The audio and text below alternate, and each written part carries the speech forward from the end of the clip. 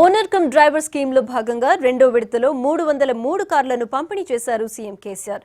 నిరుద్యోగులు ఉపాధి కల్పనలో భాగంగా జీహెచ్ఎంసీ స్కీమ్లో లబ్ధిదారులకు కార్లు అందించారు. ఈ కార్యక్రమంలో కేంద్ర మంత్రి దత్తాత్రేయతో పాటు రాష్ట్ర మంత్రులు నాయిని, తలసాని, పద్మారావు పాల్గొన్నారు. ఉపాధి లేకుండా ఉన్న యువతకు ఈ పథకం ఎంతగానో ఉపయోగపడుతుందని, ఇలాంటి కార్యక్రమాలు భవిష్యత్తులో మరిన్ని చేపడతామన్నారు సీఎం. హైదరాబాద్ గతంలో చాలా నాశనం చేయబడ్డది. పేరుకు మహానగరం, ఎక్కడ చూసినా ఇన్ఫ్రాస్ట్రక్చర్ సరిగా లేదు, రోడ్లు సరిగా లేవు, ఉండవలసిన పద్ధతులు లేవు. హైదరాబాద్ నగరానికి రోడ్లు కానీ జంక్షన్లు కానీ ఏ విధంగా ఉండన్నో ఆ పద్ధతులు లేవు. వర్షం నీళ్ళు ఎట్లా పోవానో దానికి పద్ధతులు లేవు.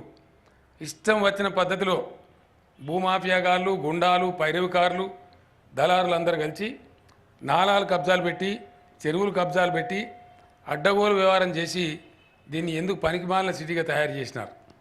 దాన్ని అంతా కూడా మనం ప్రక్షాళన చేయాలి. హైదరాబాద్ ఇట్లా ఉంటే మనం బతకం. ఇంకా 4 రోజులైతే ఇక్కడ వచ్చేవారు కూడా ఎవరు రాడు. ఇదేం సిటీ బాబు అని తిట్టిపోతారు మనం. కాబట్టి ఇప్పటికైనా మనం మేల్కొని బ్రహ్మాండంగా చేయాలి. ఇప్పుడు ఇది తెలంగాణ రాష్ట్రం, హైదరాబాద్ తెలంగాణ రాజధాని కాబట్టి అసలు హైదరాబాద్కి ఇట్లా ఉంటుందా అని ఊహించలేని నగరం వైపు నేను ప్రణాళికలు తయారు చేస్తూ ఉన్నా. షార్ట్ పీరియడ్లోనే అవన్నీ మీ ముందుకు రాబోతాయని కూడా నేను తెలియజేస్తూ ఉన్నా. 100% ఒక ట్రూత్ఫుల్ గ్లోబల్ సిటీగా జంట నగరాలను తయారు చేసే బాధ్యత నేనే తీసుకున్నా. అందుకే మున్సిపల్ పరిపాలన శాఖ కూడా వేరే మంత్రికి ఇవ్వకుండా నా దగ్గరనే పెట్టుకున్నాను కూడా మనవి చేస్తూ ఉన్నా. జంట నగరాలు చాలా బాగుపడతాయి.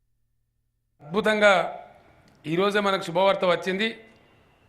ప్రపంచ ఐటీ సదస్సు మన హైదరాబాద్లో జరగబోతూ ఉంది. 2018లో జరుపుతాం.